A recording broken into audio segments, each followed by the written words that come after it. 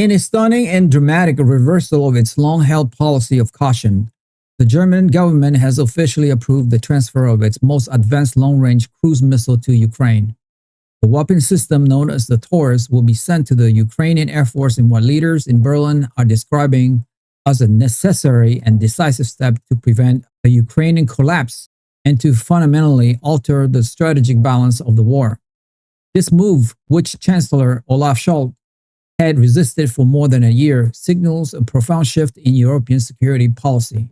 It represents a high-stake gamble that providing Kyiv with the power to strike deep into Russian-held territory will do more to secure peace than the previous, more restrained approach of providing only defensive weapons. The decision was announced by Germany's defense minister in an emergency press conference in Berlin. He stated that the grim reality of the war, including the extreme pressure on Ukrainian forces in the Donbass and Russia's relentless campaign to destroy Ukraine's civilian infrastructure, had made the decision unavoidable. The minister used uncharacteristically blunt language, saying that the time for half measure was over. The declared goal, he explained, was to give Ukraine the capability to smash the core logistical and command infrastructure of the Russian military. This includes targeting major ammunition depot, fuel storage facilities, key bridges like the Kerch Bridge connecting Russia to Crimea, and hardened command bunkers far behind the front line. The intent is to make it impossible for Russia to sustain its offensive operations by systematically dismantling its ability to supply its troops. The Taurus missile is uniquely suited for this mission. It is an air-launched weapon with a range of over 500 kilometers or more than 300 miles. It is designed to fly at very low altitude to evade enemy radar and is equipped with a sophisticated navigation system that allows it to strike targets with extreme precision. Its most notable feature is its powerful two-stage warhead, called Mephisto. This warhead is specifically designed to penetrate hardened or buried targets, such as command centers located deep underground or reinforced concrete bunkers.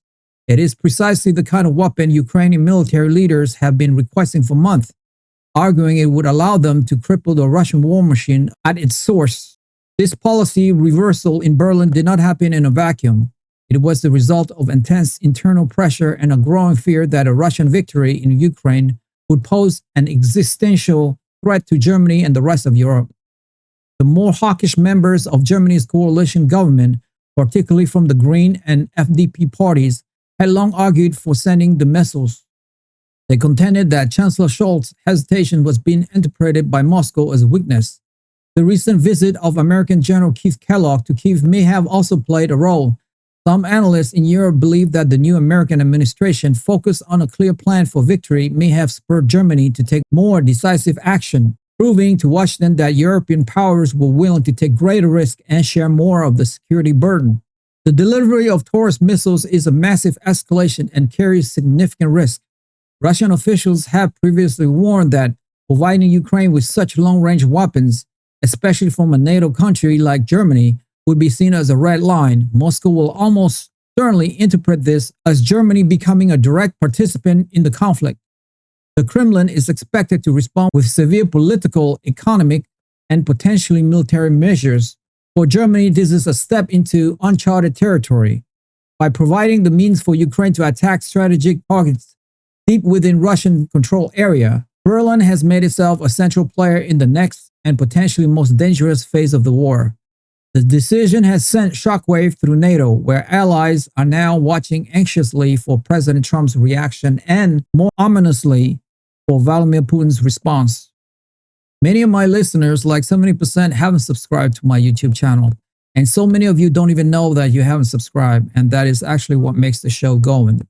It's almost like you're making a donation to the show. So that's why I ask again and again, because it enables us to grow and grow and grow. And we're going for the long haul here. And listen, if this is your first time listening to Stockholm Rich, you don't have to subscribe. You guys, your first one's on me. But if you have watched the show before, it's like you're a freeloader now. So all I would ask you is, if you have seen this show before and you like it, help me, help my team here. Hit that subscribe and like button now, and we will continue to build this show for you. That I swear. Thank you to all of you guys who have subscribed. It means a lot to me. Thank you so much. That's all for me for today. I will see you soon. Bye for now.